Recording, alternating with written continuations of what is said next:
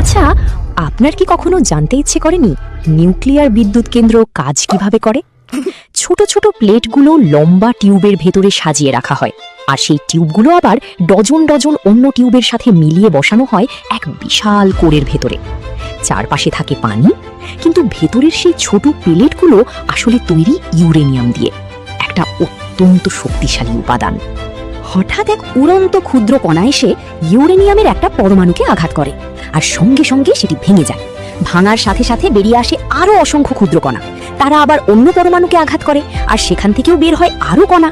এভাবে শুরু হয় এক থামানো যায় না এমন চেইন রিয়াকশন। এই ভয়ঙ্কর প্রতিক্রিয়ায় রডগুলো ভীষণ গরম হয়ে ওঠে, চারপাশের পানি ফুটতে শুরু করে, আর সেই ফুটন্ত পানি থেকে তৈরি হয় প্রচণ্ড চাপের বাষ্প। সেই বাষ্প ঘুরিয়ে দেয় একটি টারবাইন, যা একটি জেনারেটরের সাথে যুক্ত। আর ঠিক সেখান থেকেই তৈরি হয় বিদ্যুৎ, যা তোমার ঘরের প্রতিটি বাতি জ্বালায়।